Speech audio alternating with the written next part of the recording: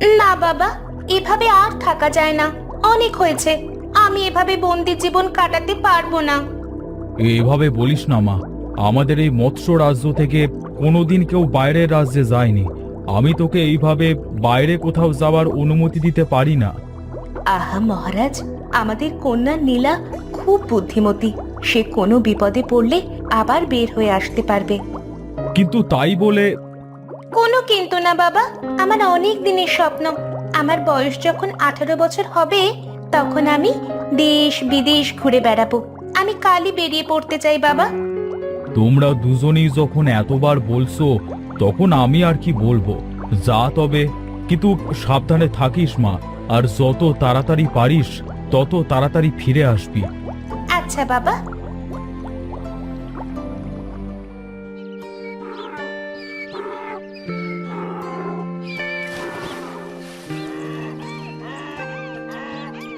না, আর পারি না বাপু। তোদের দিয়ে আমার কাজের সে অকাজ বেশি হয়, বুঝলি। চেহারাতেও কোনো চকচকানি নেই, তোদের দেখে কেউ কিনতেও চায় না। আর এইদিকে রোজ গান্ডে পিণ্ডে গিলেই চলেছিস। কি হে লাবু মশাই, খবর কি? কে? ও নবীন বাবু। আর কি খবর বলুন। তাই বেচারা গাধাদের উপর চটে আসো কেন হে বাপু? আর বলবেন না, এদের জন্য আমার ব্যবসা লাটে উঠবে মনে হয়। কেন ব্যবসা লাটে উঠবে কেন? দোষ আমার কপালের, বুঝলে। যখনই যে ব্যবসায় করি তাতেই লোকসান। এর আগের বার ভাবলাম মুদির দোকান দেব, সকলে ভালো মানুষ পেয়ে ধার দেনা করে আর মুখ দেখাইনি। তার আগে ভাবলাম সবজি চাষ করব, লাভের চেয়ে লোকসানই বেশি হলো। এবার ভাবলাম গাধা বিক্রি করব, কিন্তু এদের কেউ কিনলো না তো। এই ব্যাপার। তা কাজের কিছু করো, যাতে লাভ বেশি হয়, বুঝলে। কি আর করব? কেন, এই মাছের চাষ করো।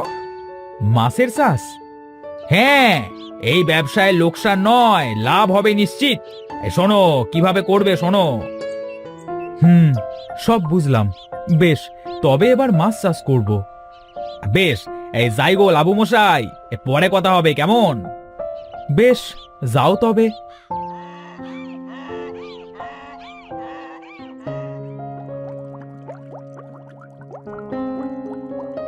আহা, কি সুন্দর চারপাশ। কিন্তু এই গভীরে আর কতক্ষণ ঘুরবো? যাই, একটু ওপরের দিকটা ঘুরে আসি। কিন্তু এভাবে যাওয়া যাবে না, আমি বরং একটা মাছের রূপ নিই। হ্যাঁ, এবার এই মাছের রূপে আমি সব জায়গায় যেতে পারবো। যাই, ওই ওপরের দিকটা একটু ঘুরে আসি।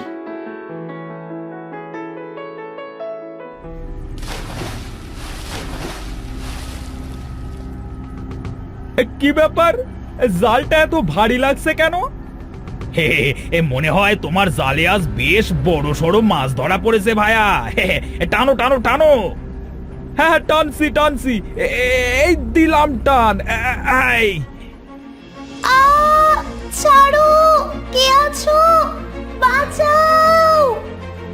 আরে সাবাস, কি সুন্দর মাছ। হ্যাঁ, এটাকে বেশ চওড়া দামে বেচা যাবে। তোমার তো আজ সোনায় সোহাগা হয়ে গেল গো ভায়া।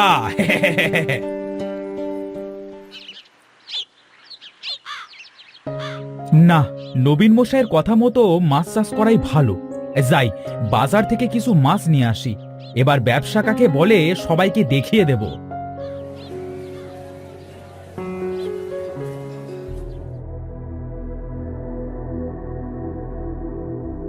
এই, তোমার কাছে মাছ হবে চাষ করবার জন্য?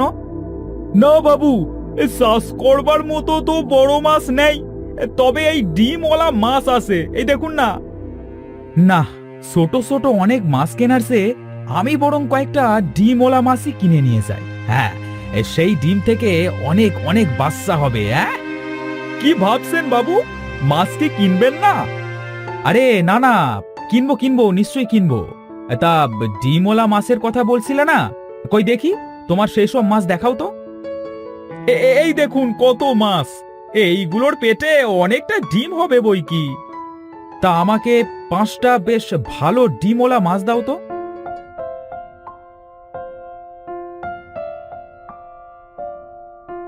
এই নিন, এই 5টা মাছ।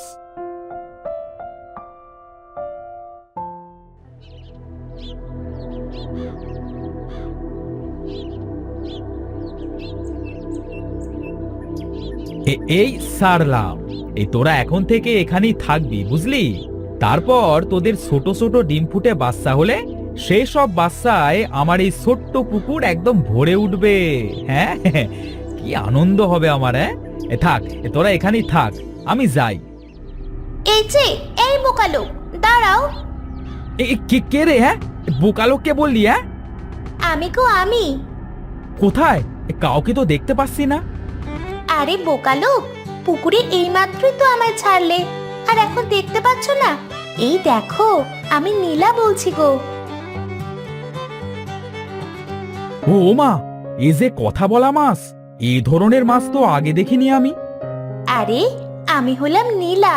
এই সমুদ্রের গভীর থেকে ওই দুষ্টু জেলে আমায় ধরে এনেছে। ও তাই নাকি?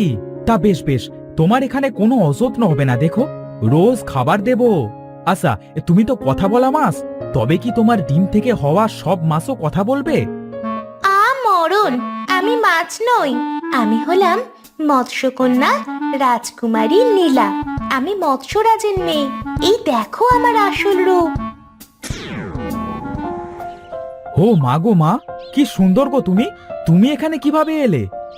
চালাক জেলেটা তোমাকে বোকা বানিয়েছে। এখানে একটা মাছের পেটেও ডিম নেই। তুমি ডিমওয়ালা মাছ কিনেছিলে কেন? আসলে আমি যখনই কোনো ব্যবসা করি তখনই তাতে ক্ষতি হয়। এবারে একজন বুদ্ধি দিল যে মাছ চাষ করতে। টাকার অভাবে ছোট পোনা মাছ না কিনে বড় ডিমওয়ালা কয়েকটা মাছ কিনে আনলাম, তাদের ডিম থেকে মাছ হবে ভেবে। আহারে, তুমি বুঝি গরিব? হ্যাঁ তো, আমি কোনো কাজের না, যাই করি তাতেই ক্ষতি। থাক সেসব কথা, না জেনে তোমার সাথে কত অন্যায় করেছি। আমি বরং তোমায় আবার সমুদ্রে ছেড়ে দিয়ে আসি, চলো। বেশ, যাব, কিন্তু তার আগে শোনো, আমি তোমায় তোমার সততা আর ভদ্রতা দেখে একটা উপহার দিচ্ছি। তুমি বাড়ি গিয়ে দেখবে তোমার বাড়ির সামনে বড় বড় দুটো কুয়ো হয়ে গেছে, আর সেই কুয়ো ভর্তি থাকবে বড় বড় সমুদ্রের মাছ। তুমি রোজ সেখান থেকে যতই মাছ ধরো না কেন, সে মাছ কখনোই শেষ হবে না। তাই তুমি আমায় এত বড় একটা উপহার দিলে, ধন্যবাদ তোমায়। জানো, মা বাবা মারা যাওয়ার পর অনেক কষ্ট করে বড় হয়েছি। আজ তোমার এই উপহারের জন্য আমার অনেক বড় উপকার হলো। চলো, তোমায় সমুদ্রে দিয়ে আসি। বেশ, চলো।